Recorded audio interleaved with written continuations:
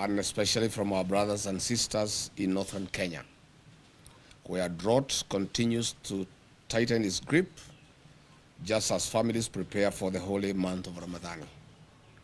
No parent should ever have to watch their child sleep hungry. These voices from the north are not mere statistics. They are the living conscience of our nation, calling us to act with urgency and humanity. One life lost is one too many. As Kenyans, we know who we are. In moments of trial, we have always turned to the enduring spirit of Harambee, pulling together, standing shoulder to shoulder, and sharing what little we have so that no one is left behind. When one region suffers, the whole nation feels the pain. When one child goes hungry, it diminishes us all. This is why we must rise together under the simple but powerful call of Kenyans for Kenya. A reminder that our strength has never been in division, but in unity, compassion, and collective responsibility. Kenya is now facing a deepening drought and food security crisis that warrants urgent national attention. Current assessments indicate that about 3.3 million people are already experiencing high levels of acute food insecurity, a figure projected to rise as below average rains, rising temperatures, and declining harvests continue to strain livelihoods. As of December 2025, the crisis was particularly severe among the most vulnerable, with more than 741,000 children under the age of 5 years, acutely malnourished, and over 109,000 pregnant and lactating women in need of treatment, underscoring the scale of humanitarian emergency. Further, water stress has emerged as one of the harshest realities. Women and children bear the greatest burden, walking long distances, missing school, and facing increased risks of disease and malnutrition. This suffering is especially painful as it unfolds against the backdrop of Ramadan, when many families already fasting for faith now endure hunger and thirst imposed by circumstances. In light of these realities, William Ruto must declare the drought in northern Kenya a national disaster. Such a declaration will unlock the scale of national and international response required to save lives, protect livelihoods, and restore dignity of the Kenyan people. Before a drought reaches the emergency phase, a responsible leadership does preparedness. With 3 failed rain seasons, what was expected? Building of water ponds, dams, and allocation of emergency funds in time to those in need. In a meeting yesterday, the government, in a typical knee-jerk reaction, allocated 4 billion Kenya shillings to 23 ASAL counties. This translates to approximately 173 million per county, allocated to 3.3 million Kenyans who are affected. This translates to 1,200 Kenya shillings per person. These funds are way below the minimum food basket recommended by the United Nations to approximately Kenya shillings 2,700 per person in the rural areas. In an expose recently, the Office of the Deputy President spent 338 million on private jets, chartered airplanes, and choppers. Aden Duale's Shah business lost 11 billion Kenya shillings. This government does not take human life seriously. For a young man in Kenya, if they are not killing you in the streets, they are tear gassing you in church or killing you with thirst and hunger in the north. At the same time, the leaders of northern Kenya, who cannot account for Kenya shillings 1 trillion since devolution in 2013, are quiet and enjoying luxury in Nairobi as their people in the north continue to suffer from hunger and anguish. The people of northern Kenya are Kenyans. Their children are Kenyan children. Their hopes, struggles, and aspirations are part of the shared destiny of our nation. Any Kenyan oppressed or neglected today is a warning to us all. And injustice and suffering do not recognize borders or communities. We are and must remain one for all and all for one. Let this be the moment we reclaim the best of who we are, a people who do not turn away from hardship, but who meet it together with courage, with compassion, and with the unbreakable spirit of a nation that refuses to abandon its own. The spirit of Harambee must guide us. As President William Ruto tours the food insecure and water-stressed north from tomorrow to disperse the Nyota cash in Wajir, Mandera, and Garissa this week, he should know that life is more important and people are at the verge of hunger and death. In any case, the whole essence of touring the north is little on Nyota program, but to sanitize the corrupt leaders who have failed the people of northern Kenya. Furthermore, the Nyota program is a World Bank program happening in other African countries like Angola, Mozambique, Nigeria, Senegal, Benin, Togo. Yet we have not seen their presidents turn this into re-election campaign rallies across their countries. As a DCP party that is built on the philosophy of listening to the people, Kenyans have sent us overwhelming questions and concerns about the North and promises made by one William Ruto. Mr. William Ruto, as you go to dance on the podiums in the North this week starting from tomorrow, do not forget to tell the people of the North why only less than 35% of the population have access to basic clean and safe drinking water compared to the national average of about 68%. The North, too, are Kenyans. Mr. William Ruto, in the North, over 850,000 school-going children did not attend school last year, and the same for this year. Mr. William Ruto, the schools in the North have no classrooms, no laboratories, no teachers. Children standing at the trees. Does this prick your humanity, if at all any is left as you head to the North? Mr. William Ruto, health in the North is just as bad. In Mandera County, half of all women give birth at home without a nurse or a medical doctor. Only 6% of children aged 12 to 23 months are fully vaccinated.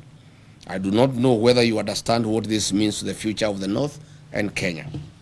Garissa County records the highest maternal deaths in the country, with 247 women per every 1,000 dying during childbirth. Your closest friend and partner, Aden Duale, is the CS for Health, and he comes from Garissa. Tell him to explain this phenomena to the people of Garissa and the North. You should also explain why you don't ask him these hard questions.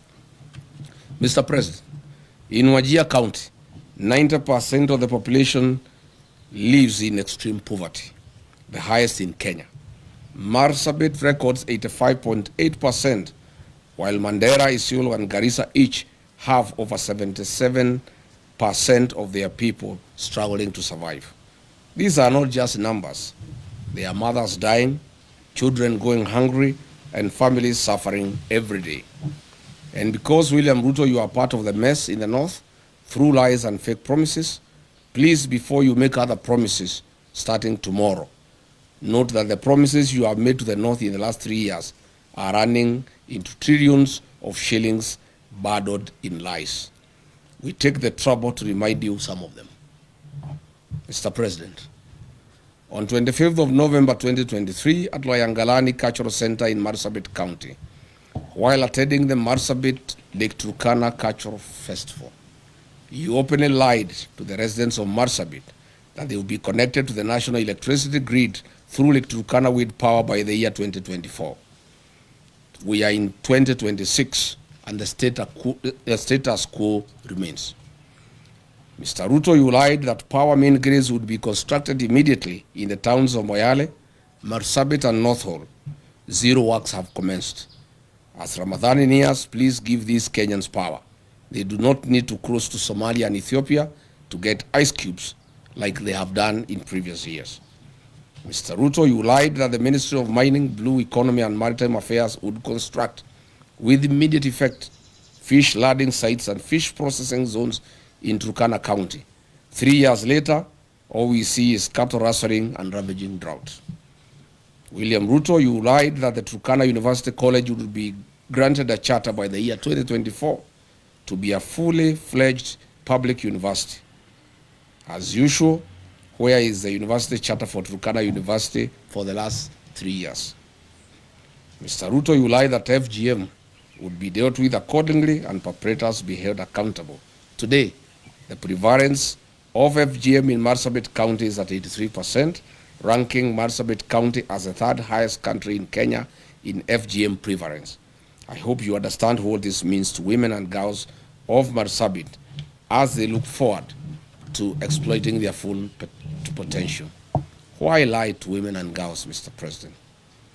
Between 4th and 7th February 2025, William Ruto toured Mandera, Wajir, Isiolo, Marsabit, and Garissa counties, and as usual made a cocktail of promises, deceit, and open lies, as he'll be doing in the next 3 days as he heads to the north. On 4th February 2025, in Mandera town, he promised to end marginalization and inclusive development. A year later, Mandera County has no roads, no sewage system, the drought is killing camels, the children of Mandera study at the trees. He keeps on as allies, leaders of the Mandera who steal what is meant for the people. The people who have impoverished Mandera are his buddies and political allies. He further promised to put Mandera on the national grid through Ethiopia. To date, Mandera gets electricity on ration basis once in every 24 hours. The president promised to put 1.2 million acres of land in Mandera Triangle along River Daua under irrigation. To date, no progress has been reported. On the same date, at Mandera Teachers Training College, he promised to support improvements in educational infrastructure and increase teacher recruitment in Mandera and Northeastern region. Which single school has been built since then? On security and counter-terrorism commitment, William Ruto promised to protect residents and combat insecurity. He promised to ensure security and fight terrorism in Mandera after high-profile abduction incident involving 5 chiefs before his visit. Interestingly, 5 months ago, Jubaland forces occupied almost half of Mandera town, and Ruto has never commented on this matter. On regional connectivity and infrastructure, William Ruto promised to expand Mandera's road and energy connectivity. He said that the government will build and expand key infrastructure linking Mandera to the rest of the country, including roads and electricity through Ethiopia. It remains a lie. On the same date, William Ruto promised to speed up Mandera water supply and sanitation project at a cost of 3.1 billion to benefit households with improved clean water and sewage systems. Again, this is a white elephant. On February 5, 2025 in Wajir town at Orahek grounds, he promised that his government would connect 20,000 households in Wajir to electricity and expand rural electrification, including schools and mosques, at a cost of 3.6 billion Kenya shilling. To date, not a single home of the 20,000 households has been connected. William Ruto, as you head to Wajir for more lives, you will have to tell the people of Wajir why you lied to them on this particular date. On ending marginalization with equal development, he promised to ensure equitable development for Wajir and the broader northeastern region, eliminating discriminatory policies and promoting economic growth. Unfortunately, he is working with and sanitizing leaders of the north who loot public resources for their benefit to build malls and flats in Nairobi, in Dubai, and in Cape Town. He further promised to launch and support local projects in Wajir, including sites like Tarbaj Teachers Training College, livestock vaccination drives, county assembly facilities, industrial parks, housing projects, hospital facilities, and more. Zero progress. On 31st of February 2024, William Ruto, who are in Marsabit County, launched the following projects. Periodic maintenance of Marsabit A2, Orange House, Kiwanja Dege Primary School, and A2 to Mata Aruba A2 road, which is 5 kilometers. Today, there is no progress. He launched again another project of 42 million Kenya shilling for periodic maintenance of Marsabit Bypass Road to be completed within 9 months. Again, it's now 2 years. William Ruto launched the periodic maintenance of Saku Modern Market to Shauri Yako Marsabit Road at a cost of 17 million. This was to be done within 9 months. 3 years later, there's no progress. In Isiolo County, on 11th April 2023, while breaking the fast with the Islamic community, he lied that Isiolo, Kulamawe, Modogasha Road will be upgraded to bitumen standards. Again, it remains a lie. Again, under his leadership, the 9.4 billion Isiolo Garissa Road, unassociated to all weather roads, remain stalled. Further, the Isiolo town water and sewage infrastructure at a cost of 7.5 billion remains a white elephant. The construction of new Tana River Bridge along A3 Road and Approach roads at a cost of 2.9 billion shillings again remains a white elephant. In Wajir town, the town with no power supply, 63 years after independence, William Ruto has made the following promises, which remains delusional.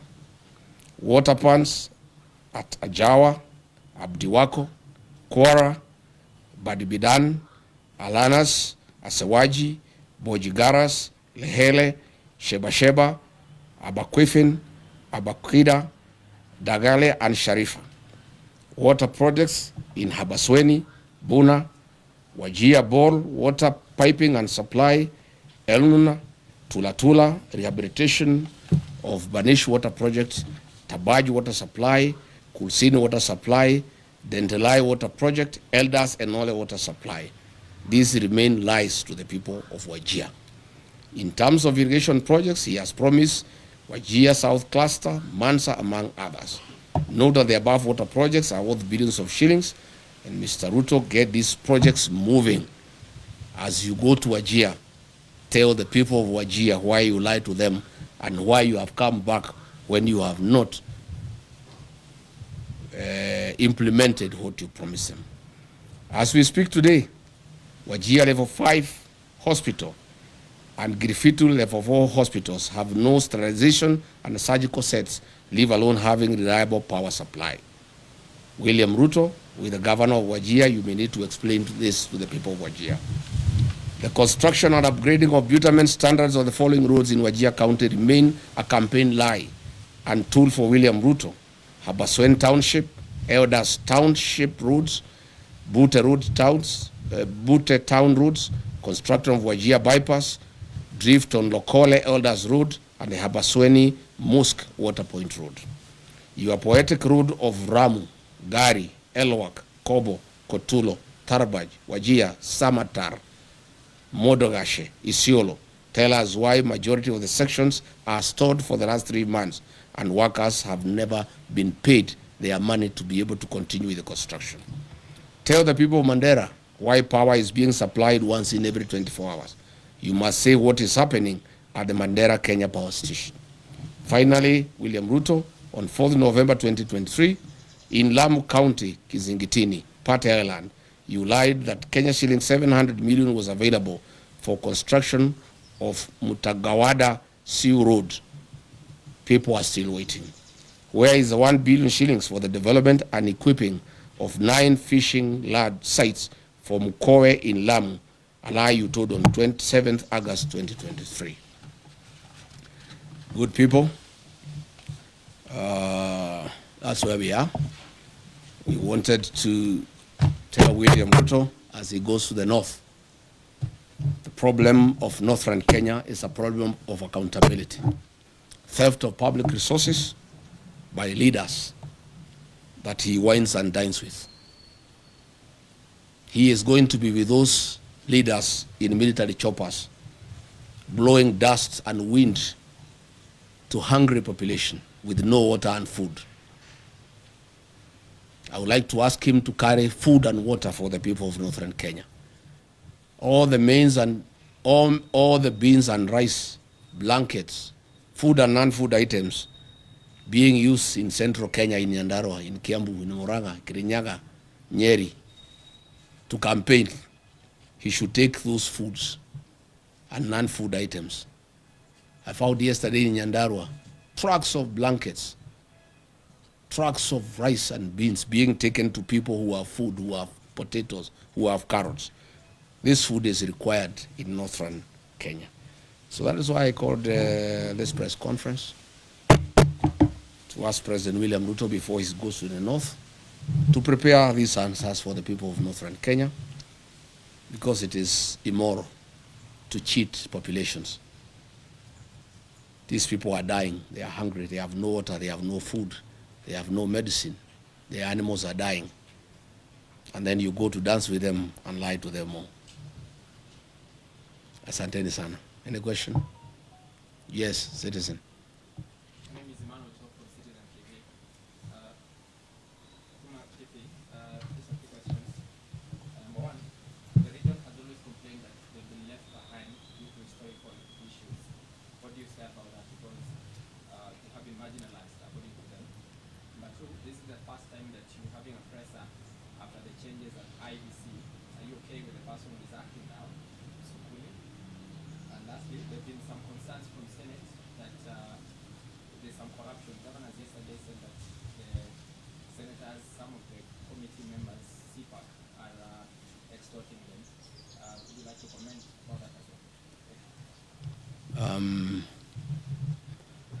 Thank you. What was the first question? The first question is about the historical. Yes. It is true that northern Kenya suffered marginalization historically, but lucky for them, the 2010 constitution was very kind to the people of northern Kenya. The 2010 constitution ushered in devaluation. It brought the equalization fund. And since then, the people of northern Kenya have received billions of Kenya shillings from 2013. Again, the CDF has been a very fair program for the people of northern Kenya. Unfortunately, the marginalization that has been perpetuated by the leaders from the region.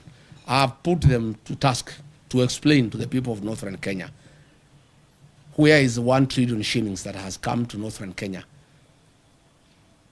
from shareable revenue through devolution, money for CDF, money for the equalization fund.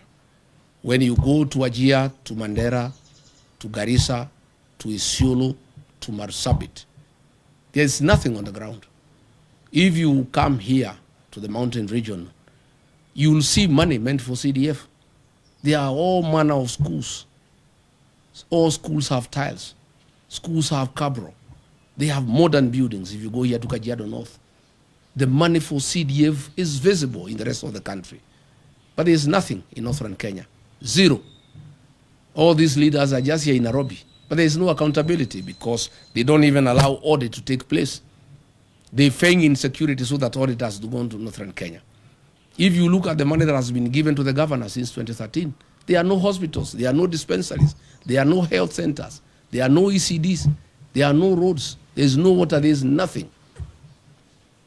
Northern Kenya requires a special audit of all the funds that have been disbursed to those areas since that time. Number two, you have asked about IBC. We went to IBC and raised various issues. Of course, we did demand the removal of the CEO, and we are grateful that he has been removed. We call for a transparent and open recruitment of a CEO with no interference from the state. Further, we call upon the IBC to terminate the contracts for the mathematics system of conducting elections, the Venezuelan technology that was illegally extended by the outgoing CEO, Juan Marjan. He did it when there was no commission. It's an illegality, and that contract is illegal. And that contract should be terminated, and IBC should advertise and acquire modern and credible system for conducting our elections. Thank you. On? Yes. Most of these governors cannot complain of extortion. Why they are being is extorted, especially the ones from northern Kenya. They have stolen all the money meant for the people. So I gather the senators are reasoning that since they have stolen from the people, they need to steal from them. Of course, two wrongs don't make a right. Of course, the Senate and the National Assembly has been a theater of corruption. When I was being hounded out of office, the senators who hounded me out of office were given 10 million shillings each, and others 20 million. It's a den of corruption. And so is the National Assembly. And by extension, all public institutions. So this is something that we intend to correct when we form government. The United Opposition intends to deal with corruption head-on, because it's the greatest challenge that we have as a country. We have a very, very serious challenge where we even have budgeted corruption, and where corruption has been institutionalized and people don't find it anything wrong. Again, William Ruto has really encouraged people to practice corruption. He is bribing people in the loans of State House openly when everybody can see. He calls people and gives them bribes. So once the president has shown that bribery is a way of life, the senators have learned from him, because he also started by bribing them.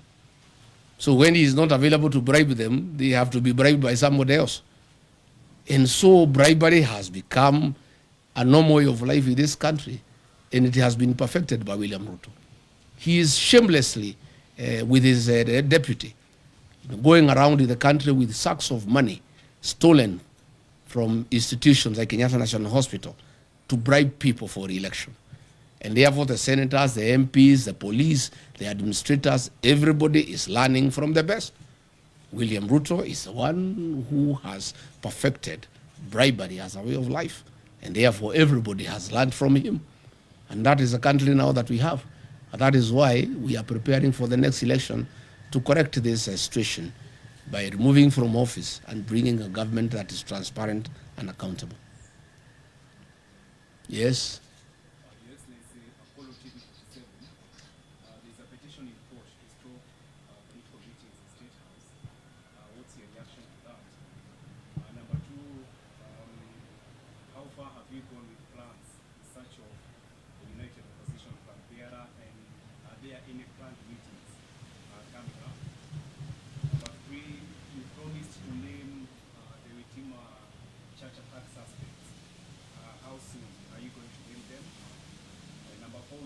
Too many questions.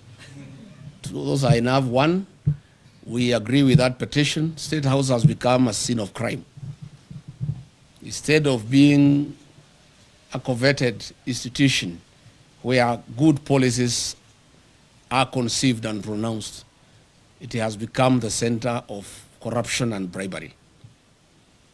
It has also is no longer a national institution that looks after the people of Kenya. It is now the headquarters for UDA party and the election of William Ruto. William Ruto has abandoned government. He's not running the government anymore. He's just thinking about the election.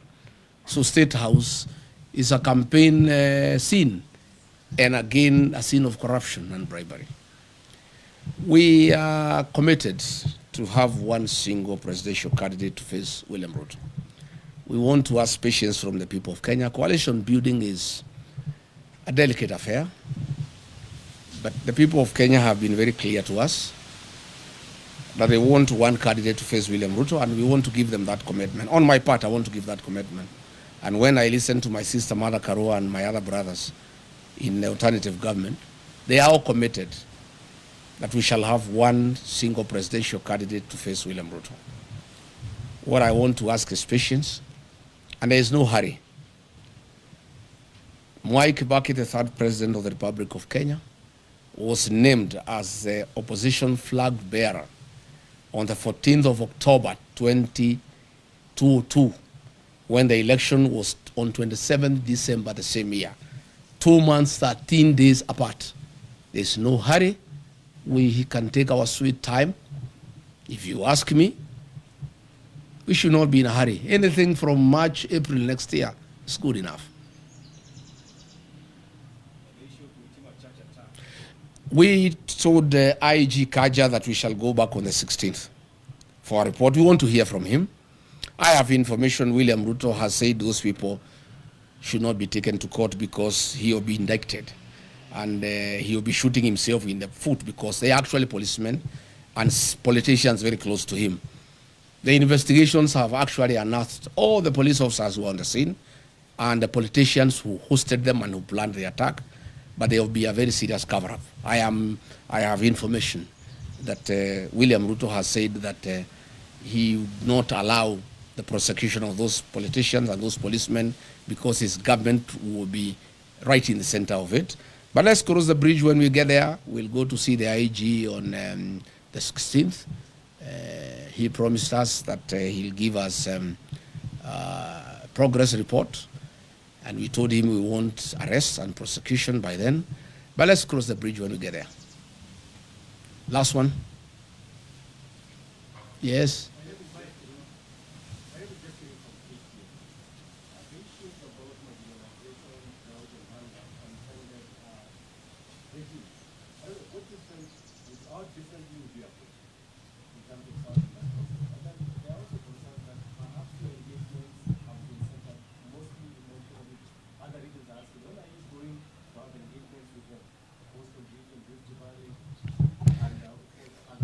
My friend, I'm here today talking about Northern Kenya. I'm a Kenyan leader. William Ruto has unsuccessfully tried to say I'm tribal because I come from the mountain and I spend a lot of time there because it's home. Even you people, when you go to work, in the evening you go back home because that's home. I'm a Kenyan leader and I'll be talking about Kenya. I'm today talking about Northern Kenya. Later tonight I have radio stations from the Ma community discussing issues in Narok, in Kajiado, and in Samburu. I want to say the 2010 Constitution dealt in a very big way with the issue of marginalization.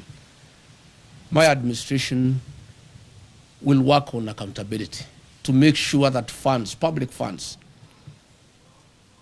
appropriated by the National Assembly and given to the counties and given to the MPs through the Constitutional Development Fund, those funds are spent prudently for the purposes for which they were appropriated. I don't think we have really a big problem about lack of funds.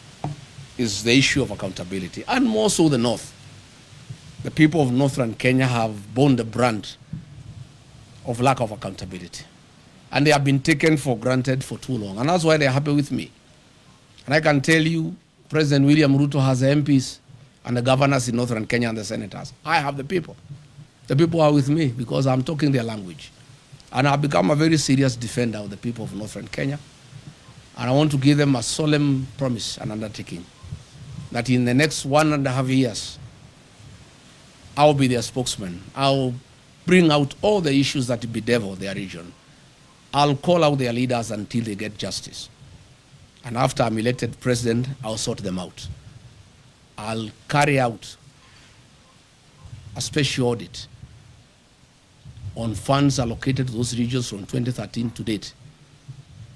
And those who have misappropriated those funds will be held accountable. And they must pay the price for stealing public funds. Yes.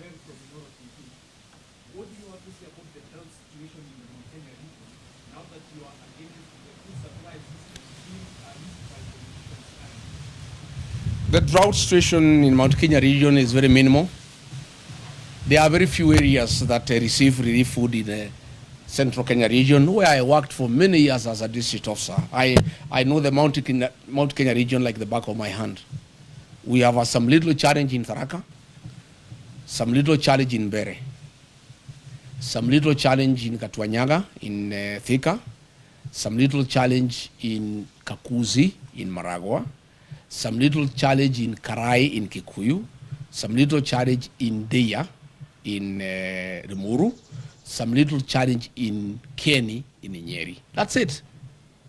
And a little challenge in some parts of Ndaragwa, in Nyandarua. We have no business sending food to Kinangop. It's the basket of this country to give food to the people of Kenya. You have no business sending food to Kirinyaga. You have no business sending food to Madera. You have no business sending food to Tigoni. You have no business sending food to Gatundu. Those are people who have food. That food should be taken to Wajir, to Garissa, to Marsabit, to Turukana. That is where the food is needed. And if it was to be taken to the people of Mount Kenya region, it should be taken to those who are starving, not as bribes for votes. That is where we have a problem. And probably now that you have talked about that, let me also say, I have seen leaders from Western Kenya, the governor, the deputy governor, I've seen Aden Duale and others. They have been sent by William Ruto to abuse President Uhuru Kenyatta and trying to intimidate him and trying to sell him fear that he should not have a political mind, he should not interact with other leaders in Kenya, and he shouldn't have a political choice. And if he does so, they will take away his retirement benefits and his allowances. Let me tell those leaders sent by William Ruto. One, they have no moral authority to address President Uhuru Kenyatta. President Uhuru Kenyatta is a retired president of the Republic of Kenya, a statesman, a very serious nationalist, a Kenya who served this country with dedication and who deserves respect. Number two, I don't think President Uhuru Kenyatta can give up his constitutional obligations because of allowances. President Uhuru Kenyatta is not a poor man. He's a Kenyan who has worked hard. He's a Kenyan who has money and resources. And I don't think the President Uhuru Kenyatta can be told to shut up so that he gets allowances or he doesn't get. In any case, even if they carry out the threat and hold his allowances, there's no problem. Once we take over office, we shall give President Kenyatta his dues. And I know why they have a problem with the President Uhuru Kenyatta. President William Ruto is in shock. He is confused. He has panicked. The one-term thing is real because he became president courtesy of the votes from the Mount Kenya region. The Mount Kenya region, those who voted for him, those who voted for Raila are all against him. He had hoped he could persuade President Uhuru Kenyatta to assist him to divide the mountain. Even when he went to cry to him in Ichaweri, he was there on a mission to see how he can get President Uhuru Kenyatta to see whether in one way or another he could cause some confusion and the mountain is divided so that the mountain vote does not go to somebody else in one basket. President Uhuru Kenyatta cannot allow President William Ruto to divide the mountain. President Kenyatta and I and other leaders, Martha Karua, Justin Muturi, Mithika Linturi, will do whatever it takes to make sure the mountain is united, because that vote is very important to this country, and it is a vote that will help the rest of Kenyans get rid of William Ruto. So I want to ask William Ruto to stop sending junior leaders to abuse President Uhuru Kenyatta. President Uhuru Kenyatta left you a great country. When he left office, the health system was working. In 3 years, you have destroyed the health system. When President Uhuru Kenyatta left office, the university, the Higher Education Loans Board was working. 3 years down the line, you have destroyed it. When President Uhuru Kenyatta left office, There was capitation for primary schools and secondary schools. 3 years down the line, children are at home. Stop blaming President Uhuru Kenyatta for your political problems and challenges. You destabilize your own government. You lie to the people of Kenya. You have made corruption a way of life. You have made bribery the epitome of State House. The challenges that you have as a president are of your own making. And stop blaming President Uhuru Kenyatta. Stop sending leaders to abuse President Uhuru Kenyatta. And I want to challenge William Ruto, if he's a man enough to abuse President Kenyatta himself. Stop sending some leaders to abuse President Kenyatta on your behalf. Do it yourself if you are man enough. Abuse him. And let me say, I will not allow President Uhuru Kenyatta to be intimidated. I have a responsibility as a leader from the region to defend our son, our kinsman. President Uhuru Kenyatta must be allowed to retire in dignity. He must be allowed to enjoy his constitutional freedom to do whatever he wants. If he wants to work with us, why not? If he wants to work with Gachagua to unite the mountain, to unite Kenya, why not? And I want to tell William Ruto, I heard him saying that Azimio cannot be anything without ODM. He is lost. The ODM of Raila Odinga is not the ODM of today. What William Ruto is holding is a shell of ODM, the fake one, of Junet Mohammed, Gladys Wanga, and Oburu Odinga. The ODMB, the one with the people, is gone and is in one term. The people of Ukambani are gone, they are in one term. The people of Kisii are gone, they are in one term. The mountain is gone, is in one term. And by the way, there is no UDA without the mountain. It's a shell.